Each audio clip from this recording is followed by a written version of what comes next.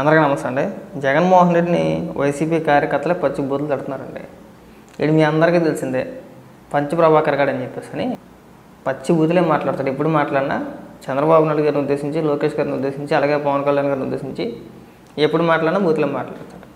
చివరికి అలాంటి వ్యక్తులకు కూడా జగన్మోహన్ రెడ్డి చేసే రాజకీయాలపైన చిరాకు వేసేసిందండి, అసహ్యం వేసేసింది. వాళ్ళు కూడా చెప్తున్నారు, నువ్వు మాట్లాడితే శవం కనబడితే గెద్దలాగా వెళ్ళిపోతావు, అక్కడికి వెళ్ళిపోతావు గెద్దలాగా. వెళ్ళింది కాకుండా వెకిలి చేష్టలు, ఆ హావభావాలు, చేతులెత్తి దండం పెట్టడాలు చాలా చిరాగ్గా ఉంది.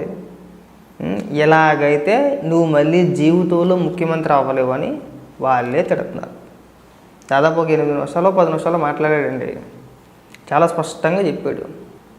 మాట్లాడితే నేను అది పనిచేసి ఇది పనిచేసాను మాట్లాడుతున్నావు. నీ బాబు ఆస్తులు ఏమైనా సంపాదించి ఇక్కడ తీసుకొచ్చి పెట్టావా? మీ నాన్నగారు సంపాదించిన ఆస్తులు కరిగించి ఏమైనా ప్రజలకు పంచావా?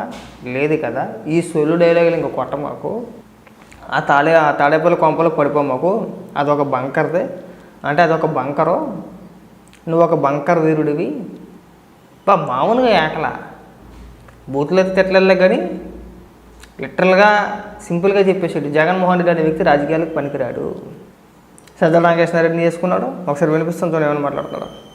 ఇట్లా జైలు పెట్టి నడిపిస్తే నువ్వేదో వెనకాల కూర్చొని అప్పుడప్పుడు వచ్చి ఇట్లా జైలు పెట్టి నమస్కారాలు పెట్టి ఎవరో ఎక్కడో ఒక కార్యకర్త లేకుంటే ఎవరన్నా చనిపోతే దానికి మాత్రం రంగరంగ వైభవంగా అనవసరంగా సందర్భంలో అసందర్భంగా నువ్వు వచ్చిన హావభావ ప్రకటనలతో నువ్వు ట్రోల్స్ గురవుతావు చనిపోయినప్పుడు. మేము చెప్పేది కూడా అదే. జగన్మోహన్ రెడ్డికి శవం కనబడితే అదొక రకమైన ఆనందం. ఇప్పుడు వైసీపీ కార్యకర్తలు చెప్తున్నాను, నేను చెప్పట్లా. జగన్మోహన్ రెడ్డి అనే వ్యక్తి శవం కనబడితే అరక్షణం ఆగడు. కార్యకర్తలకి కష్టం వచ్చినా, నాయకులకి కష్టం వచ్చినా 1 రోజు 2 రోజులు రెస్ట్ తీసుకుంటాడేమో, కానీ పొరపాటున ఎక్కడైనా శవం కనబడిందంటే మేఘాల మీద అరక్షణంలో అక్కడ దిగిపోతాడు. కొద్దిగా శవ రాజకీయాలు మానుకో, అక్కడికి వెళ్ళి నవ్వమాకు, అక్కడికి వెళ్ళి చేతులెత్తి దండం పెట్టమాకు. ట్రోలుకు గురవుతున్నావు నువ్వు. ఈ నీచ రాజకీయాలకి మాని చేసింది చెప్పుకో. ఇంక మాట్లాడితే చెయ్యింది చెప్పుకుంటా నేను వీరుని, నేను సూర్యుని, ఇలాంటి డైలాగులు కొట్టమాకు. నువ్వు 5 ఏళ్లలో పీకింది ఏమీ లేదని స్పష్టంగా వీళ్ళే చెప్తున్నారు. నేనేం చెప్పే మాటలు కాదు, వైసీపీ హార్డ్ కోర్ ఫ్యాన్ అనమాట. అవసరత కోసేసుకుంటాడు, ప్యానల్ ఇచ్చేస్తాడు, అంత అభిమాని జగన్మోహన్ రెడ్డికి. ఆయన చెప్పే మాటలే. ఏదైనా జరిగినప్పుడు అక్కడికి వెళ్ళి నమస్కారాలు పెట్టుకుంటా ఎలక్షన్స్ అప్పుడు నిర్వహించిన టైప్ లో అసలు మానుకో అవన్నీ.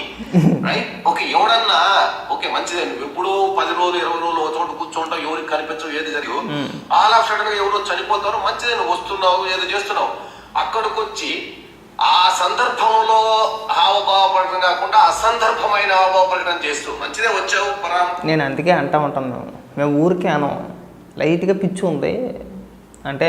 ఉదాహరణకి మనం ఎక్కడికైనా వెళ్ళాం అనుకో, శుభకార్యం జరిగిందనుకో, అందరూ నవ్వుతూ ఉంటారు, మనం కూడా నవ్వుతూ ఉంటాం. పోనీ ఎవరైనా ఏదైనా జరిగిందనుకో, ఎవరైనా చనిపోయారనుకో, మనం పరామర్శకు వెళ్ళినప్పుడు వాళ్ళందరూ బాధల్లో ఉంటారు, వాళ్ళందరూ బాధపడుతూ ఉంటారు. అక్కడ వాతావరణం చూసిన తర్వాత మనలో కూడా ఫీలింగ్ కలుగుతుంది, ఎంతో కొంత మనలో కూడా బాధ కలుగుతుంది మనకి. కానీ ఇక్కడ విచిత్రం ఏంటంటే, జగన్మోహన్ రెడ్డికి ఏదైనా శుభకార్యానికి వెళ్ళాడనుకో, ఆ చుట్టుపక్కల అందరూ నవ్వుతూ ఉన్నారనుకో, ముఖం మాడిపోద్ది. అదేదో మహేష్ బాబు సినిమా ఉంది, అందులో విలను 10 మంది నవ్వుతే ఇచ్చేసుకోలేడు, జీర్ణించుకోలేడు అనమాట. ముఖం మాడిపోద్ది అండి, ఏడుపు ముఖం పెట్టేస్తాడు. అదే ఒక 10 మంది ఏడ్చే దగ్గర అక్కడికి కానీ వెళ్ళాడు అనుకోండి, అదో రకమైన చిత్రమైన ఆనందం అండి. జగన్మోహన్ రెడ్డికి తెగ నవ్వేస్తాడు. అక్కడికి వెళ్ళి లోపల చిన్న జగన్మోహన్ రెడ్డి డ్యాన్స్ చేసేస్తాడు, ఏమో ఇంతమంది ఎడుతున్నారు ఆనందంగా అని చెప్పేసి. అదో రకమైన విచిత్రం అన్నమాట, విచిత్రమైన జబ్బు అన్నమాట. అమ్మయ్యా, ఒక 20 మంది ఎడుతున్నారు, ఒక 20 ఫోటోలు దిగొచ్చు, ఒక 20 మందిని ఓదార్చవచ్చు, ఒక 20 మందిని ఎత్తి మీద వేసేయచ్చు. అమ్మ అందరు రెడీగా ఉన్నానమ్మా, కెమెరామ్యాన్ అని చెప్తాడు. రైట్, ఓదార్పు స్టార్ట్ చేస్తాడు. అంతే. మేము ఎప్పటి నుంచి చెప్తున్నాం మేము, నువ్వు ఇప్పుడు చెప్తున్నావు, మేము ఎప్పటి నుంచే చెప్తున్నావు. ఆ పిచ్చి చేష్టలు మానుకో అన్న, ఆ నవ్వడం మాని. 10 మంది బాధపడే దగ్గర 10 మంది ఏడ్చే దగ్గర వెళ్ళి నవ్వు మాకు. మేమేమో అన్నట్ల నీ ముఖం మీద మీ కార్యకర్తలే తుప్పుక్కుని ఉమ్మేస్తున్నారు. మీరు పిచ్చినా కొడుకు అక్కడికి వెళ్ళి నవ్వు మాకన్నా అని చెప్పేసి అని మనసులో ఉందనుకున్నావు, కానీ బయటికి కనిపించేది ఓన్లీ ట్రోల్సే, ఇంకేం కనిపించవు. అసలు నువ్వు వస్తే అసలు అట్లా చేయాలనుకుంటే దానికి ప్రిపేర్ అయ్యరా, లేదు పార్టీ నిర్మాణము కార్యక్రమాలు జరిగినప్పుడు ఎస్ కలిసి తెలుసు కనబడిగాడు. మనుషుల్నే పట్టించుకోకపోతే ఏమైనా అస్పృశ్యుల టైపులో నేనేమన్నా పాపం ఏదో నీకు ప్రాణహాని ఉందో లేకంటే ఇంకేమన్నా ఉందో నాకు బాధే. నీకు ప్రాణహాని వస్తే నాకు బాధే. కానీ అది దాన్ని బూచిగా చూపించి నీలో ఏదో ఒక you have some weakness. I think you are not going to face the people. I am pretty sure. మేము 100 సార్లు చెప్తున్నాం, జగన్మోహన్ రెడ్డి జనాలను ఫేస్ చేయలేడు. వాళ్ళు అడిగే ప్రశ్నలకు సమాధానం చెప్పలేడు. మీడియాకే సమాధానం చెప్పాడా? ఇప్పుడు ఒక ప్రెస్ మీట్ పెడతాడండి, ఆ ప్రెస్ మీట్లో ఫస్ట్ చేతులు ఎలా పెట్టుకుంటాడు, సరే కనపడకపోవచ్చు మీకు, చేతులు ఎలా పెట్టుకొని కూర్చుంటాడు, చెప్పాల్సిందంతా చెప్పేస్తాడు. ఒక 20 నిమిషాలు 30 నిమిషాలు మాట్లాడతాడు.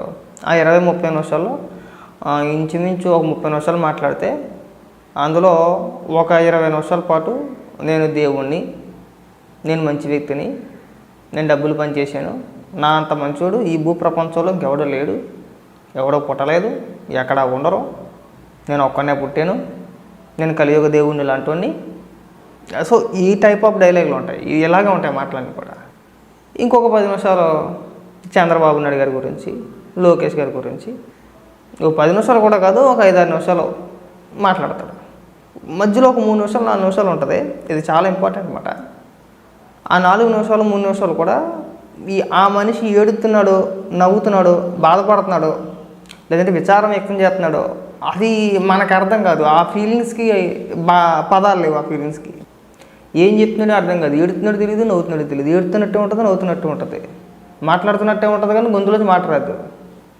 అబ్బా అలాంటి విన్యాసాలు చాలా చేస్తారు, మేము చూసాం. కానీ ఒకటి మాత్రం నిజం, 30 నిమిషాలు మాట్లాడినా, 3 గంటలు మాట్లాడినా, 3 రోజులు మాట్లాడినా ఒక మాట నిజం ఉండదు.